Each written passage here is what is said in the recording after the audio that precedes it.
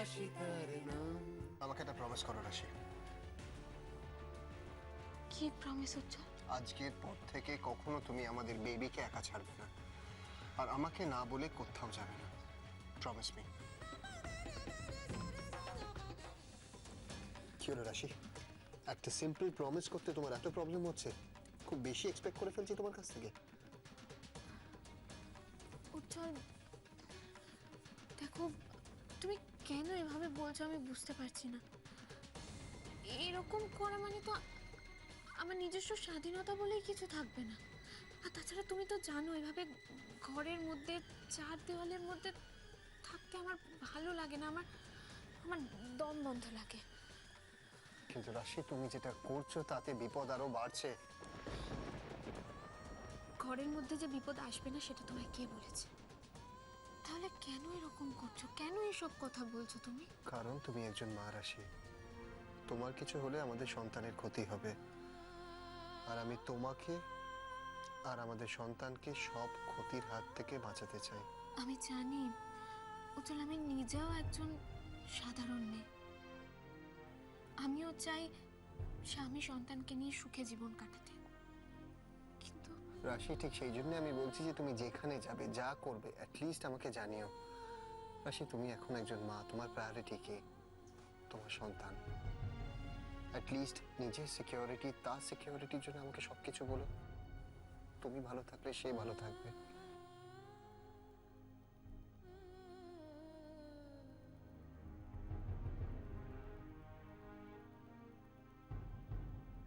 রাশি, রাশি, তুমি কেন বুঝতে পারছো না যে শিষ্যা ভাদুরী প্রত্যেক মুহূর্তে আমাদের ক্ষতি করার চেষ্টা করছে? শিষ্যা ভাদুরী চেষ্টা করছে যে তোমার, আমার বা আমার মেয়ে। না, শীর্ষা কারোর কোনো ক্ষতি করতে পারবে না। আমি তো একজন মা উজ্জ্বল, আমার প্রাণ থাকতে আমি আমাদের মেয়ের কোনো ক্ষতি হতে দেব না। আর আমার আমার কি হবে?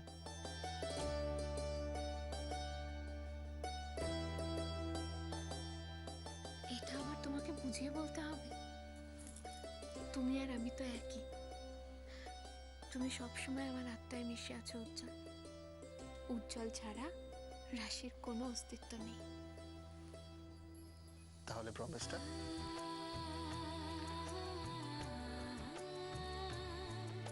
প্রমিস।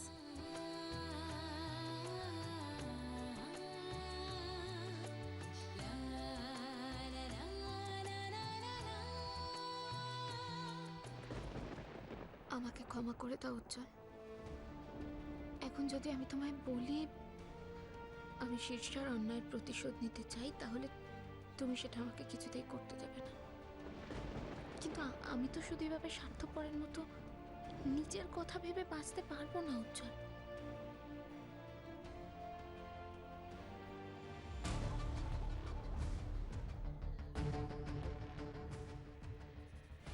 রিক তখন ফোনে কি বলছিল? কিছুই তো শুনতে পেলাম না ভালো করে। আর আর রিক আমাকে ওই কথাগুলো কেন বললো?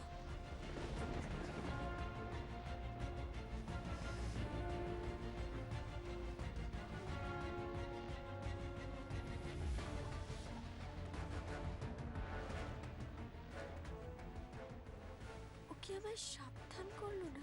কি কি সত্যি পাল্টে গেছে? না, এগুলোর পুরোটাই নাটক। যদি পাল্টে গিয়ে থাকে তাহলে তো আমাকে দেখে ওভাবে চমকে যাওয়ার কথা নয়। নাকি নাকি আমি একটু বেশি ভাবছি?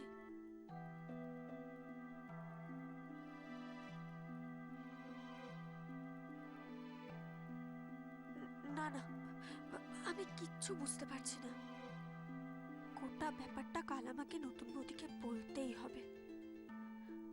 নতুন বৌদি একমাত্র আসল ব্যাপারটা বুঝতে পারবে।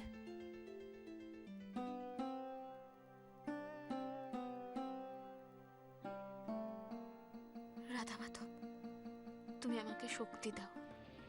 আমি যা করতে চাইছি তাতে যেন সফল হই। তুমি আমার সঙ্গে থেকো রাধা মাধব। তুমি দেখো যাতে উজ্জ্বল আমায় কোনোভাবে ভুল না বোঝে। উজ্জ্বলকে যদি এখন বলি যে আমি ঠিক কি করতে চাইছি, তাহলে তো আমাকে সেটা করতে দেবে না। আমি যে বেরোবো সেটা ওকে না জানানোই ভালো। হ্যাঁ, কাজটা হয়ে যাক, তারপর আমি ওকে নিজেই সব বলে দেবো।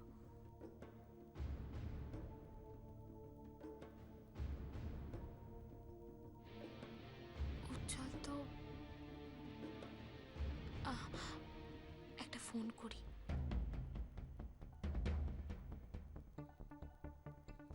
জানিস প্রমু, এই কাল থেকে আমার মনটা কিরকম খচখচ করছিল। তারপরে তুই তুই দেরি করে ঘরে ঢুকলি না, আমার মনে হচ্ছিল কিছু একটা ঘটেছে নিশ্চয়ই। আর জয়া ওখানে ছিল বলে আর কালকে কথাটা তুলিনি তোর সামনে। আচ্ছা আচ্ছা আচ্ছা ভাই, এই যে মালা নামে যে মেয়েটি, এই মেয়েটাকে কি শীর্ষাই মানে? সেটা দেখ মেজাই, এটা আমার পক্ষে বলা খুব মুশকিল, কারণ রাশির সাথে আমার ফোনে কথা হয়েছে তো, আমি নিজে ওখানে ছিলাম না, কি হয়েছে না হয়েছে এটা একটু মুশকিল।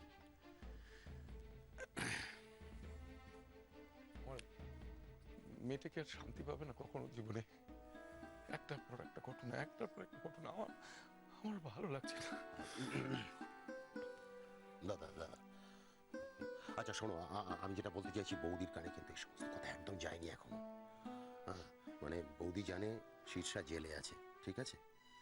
মানে আমি বলতে চাইছি, বৌদি সারাক্ষণ রাশিকে নিয়ে যে ভাবনা চিন্তা করছে, একটা দুশ্চিন্তার মধ্যে রয়েছে।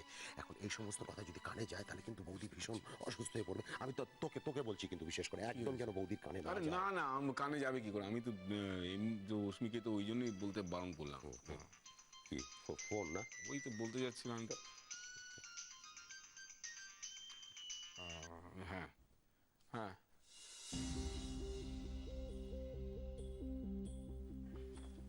ব্যাপার বলতো। কার ফোন? হ্যাঁ উজ্জ্বল বলো। আরে বাবা, আমি রাশি বলছি। হ্যাঁ হ্যাঁ বল, কি হয়েছে? সব ঠিকঠাক তো? না ছোটকা, কোনো গন্ডগোল হয়নি। তোমার সাথে একটু জরুরি দরকার আছে, মানে তোমাকে একটা কথা বলবো। জরুরি কথা? হ্যাঁ বল। আমি যেটা বলছি সেটা মন দিয়ে শোনো। আর হ্যাঁ, এটা কিন্তু আর আর অন্য কাউকে বলবে না, শুধু তোমাকেই বলছি, ঠিক আছে? কি ব্যাপার বলতো? হ্যাঁ, আমি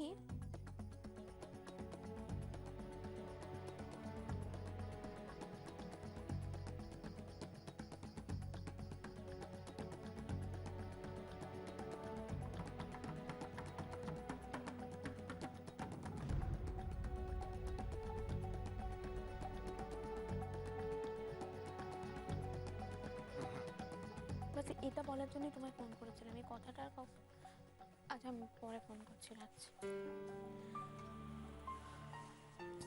আরে দাঁড়াও দাঁড়াও, তুমি ফোন করছিলে সেটা করে নাও না, আমি নিজে ঠিক ম্যানেজ করলাম। Thank you. মানে কাউকে ফোন করছিলে? আরে বাবা, আমার ফোনে কথা বলা হয়ে গেছে, তাই তো রেখে দিলাম। আমি তো ভাবলাম আমি এসে গেলাম বলে হঠাৎ অসুবিধে হয়ে গেল, তাই আমি আমি আমি চলে যাচ্ছি। That is better. আরে আরে উজ্জ্বল, কি ছেলে মানুষ হচ্ছে? কাকে ফোন করছিলে রাশি? কি? কাকে ফোন করছিলে?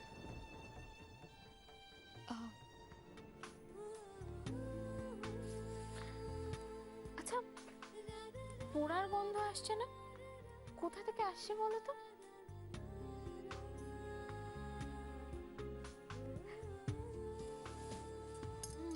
পোড়ার গন্ধ আসছে? হুম, বুঝতে পারছো না?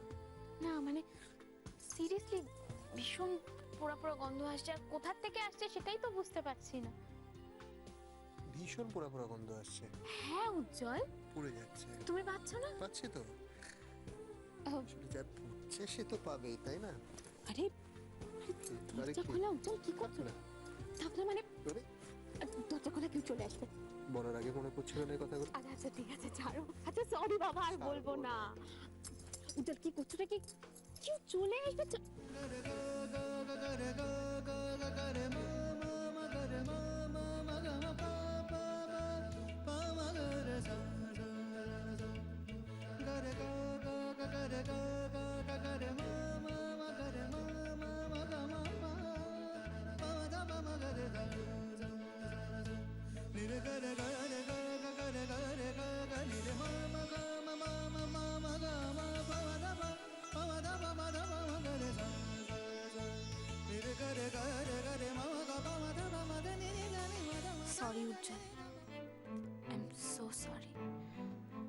শীর্ষাকে যদি এক্ষুনি থামাতে না পারি তাহলে এরপরে আর কি কি সর্বনাশ করবেন তার কোনো ঠিক নেই।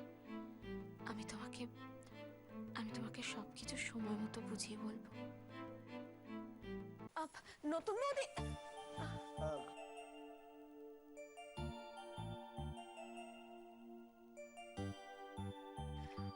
ভেতরে এসো।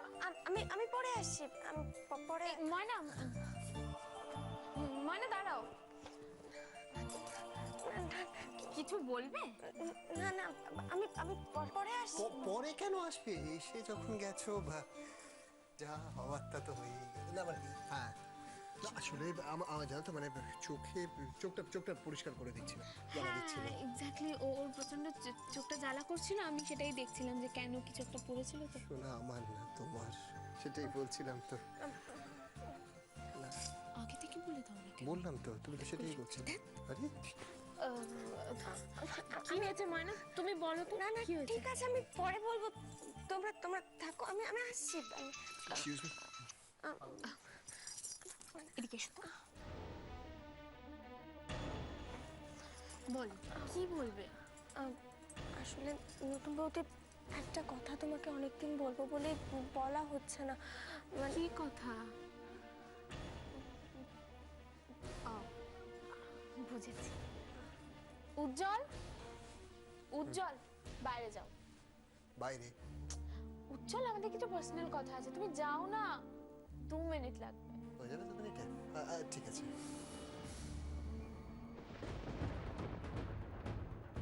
তুমি এখানে? ওই এই তো তোমরা এখানে। আসলে বাবা সকাল থেকে চা পায়নি তো, তাই তোমাদের একটু নিচে ডাকছিল। আমি যাচ্ছি, আমি আমি আমি যাচ্ছি। ময়না, আরে বাবা কি বলবে বলছিলে সেটা বলে যাও।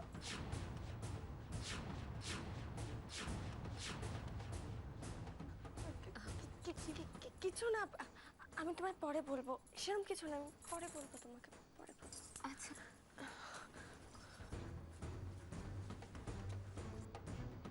ময়না কি বলতে এসেছিল?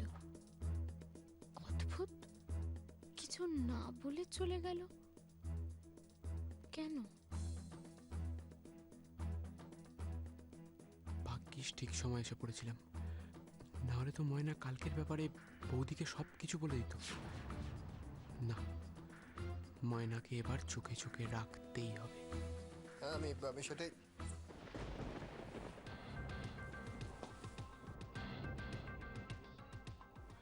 না মানে আচ্ছা, আমি তাহলে এখন আসি।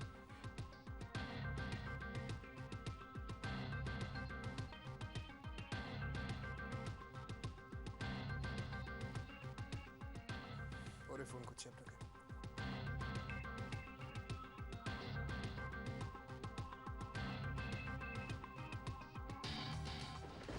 না না, কি করে হতে পারে?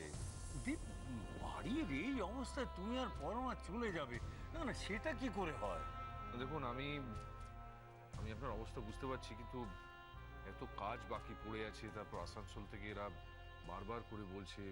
তাছাড়া আমার বড় মেয়ে চিকু, ও কিছুতেই আমাদের ছাড়া থাকতে চাইছে না। হ্যাঁ হ্যাঁ, এটা অবশ্য তুমি ঠিকই বলেছ। তা এক কাজ করো না, চিকুকে কলকাতা আনিয়ে নেওয়ার ব্যবস্থা করো। দেখো, কাল বাড়িতে যা ঘটে গিয়েছে, তারপর তোমাকে আর পরমাকে কিন্তু আমি কিছুতেই ছেড়ে দিতে পারছি না।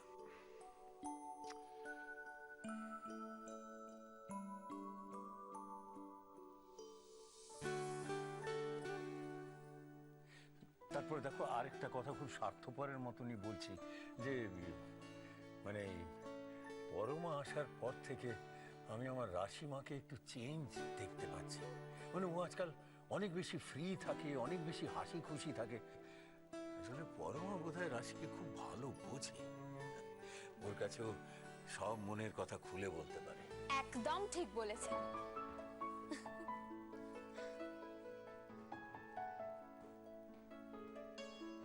আমি তো আমার দিদিভাইকে কোথাও যেতে দেব না, ব্যাস। এরকম করিস না রাশি, দীপেরও অনেক কাজ পড়ে রয়েছে রে। তাছাড়া চিকুটা একা রয়েছে, টুইটি কদিন ধরে খুব দিদি দিদি করছে। যেতে হবে রে। টুইটি যেতে চাইলেই তো আমরা যেতে দেব না। আমরা কেউ টুইটিকে ছাড়া থাকতেই পারবো না। হ্যাঁ, তুই তুই তুই একদম ঠিক বলেছিস হিয়া। এই তুইটি কি সুইট না? হ্যাঁ, আমার সঙ্গে কত সুন্দর করে কথা বলে জানিস? আমার সঙ্গে খেলাধুলা করে। এই যে জানিস ও না আমাকে খুব ভালোবাসে, আমিও ওকে খুব ভালোবাসি। আমি না ওকে কোথাও যেতে দেবো না, কোথাও না, ও এখানেই থাকবে। হ্যাঁ। সত্যি বৌদি, এই কদিনের ভেতর তোমরাও আমাদের একজন হয়ে গেছো। আর আপনজনকে ছেড়ে কি থাকা যায় বলো? একদমই তাই। তোমরাও তো আমাদের কত ভালোবাসা দিয়েছো। এই বাড়িতে আসার পর থেকে মনে হচ্ছে যেন রয় ম্যানশনে এসে গেছি।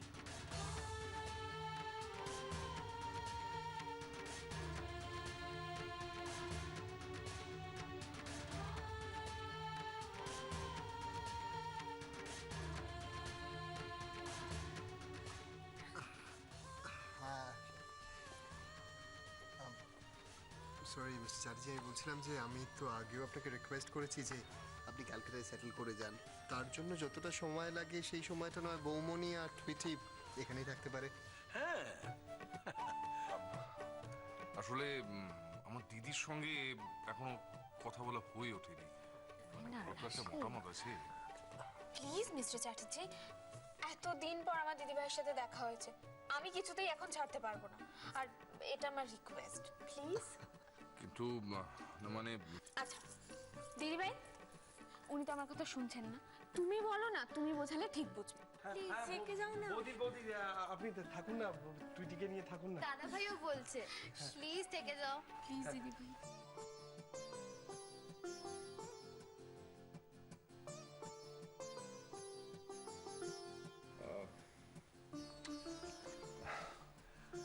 ঠিক আছে, আমি কথা বলে দেখছি, তবে আমাকে আরো কয়েকদিন সময় দিতে হবে। থ্যাংক ইউ দেব। আম সরি, বাট আমার না আমাকে অফিসের জন্য একটু এগোতে হবে, I am already late, I am running late, I am sorry. হ্যাঁ, এসো তুমি। Bye mister Chatterjee. ইয়া বুয়েনা টাটা। সাবধানে যাও। দাদা ভাই টাটা। টাটা। সাবধানে যাবে। হ্যাঁ, হ্যাঁ, সাবধানে রেখো। দাও দাও দাও। উজ্জ্বল বেরোলো, এটাই তো সুযোগ। যা করার আমাকে এখনই করতে হবে। দিদিভাই, আমি একটু ওপর থেকে আসছি। আচ্ছা, আসছি, আমি এক্ষুনি আসছি। কাল রাতে যা হলো, সেই কথাগুলো নতুন বৌদিকে বলতেই হবে। খুব ভয় করছে, যাই কথাগুলো নতুন বৌদিকে বলি।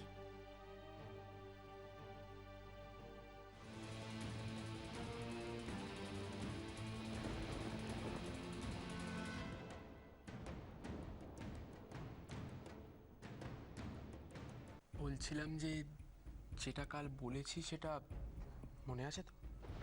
কি? ওই আর কি, সব ব্যাপারে এখন মাথাটা না ঘামানোই ভালো। মানে নিজেরটুকু নিয়ে থাকলেই তো হয়।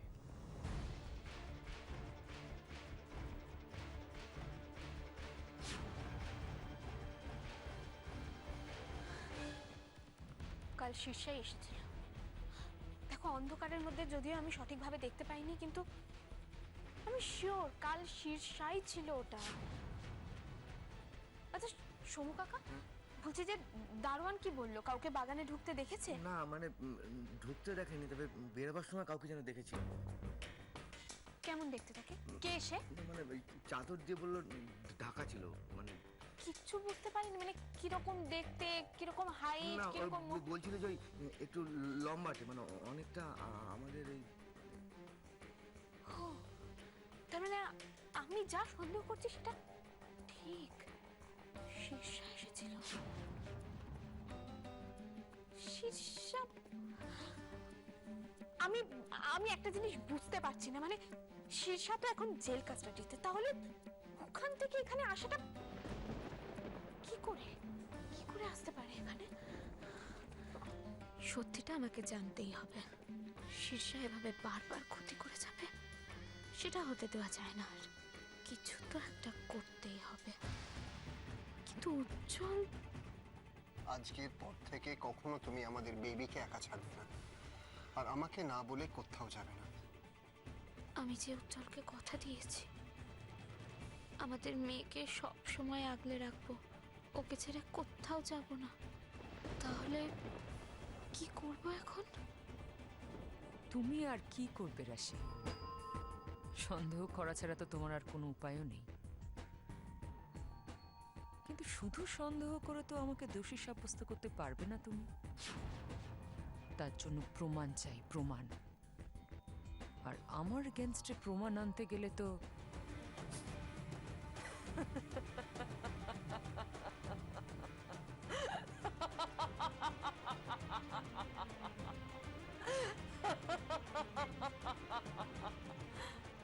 শেষ করে দেবো তোমাকে, তোমাদের সবাইকে শেষ করে দেবো। এই জেলে বসেই তোমাদের সর্বনাশ করবো আমি। তোমরা বুঝতে পারবে কিন্তু কিচ্ছু করতে পারবে না, কিচ্ছু না।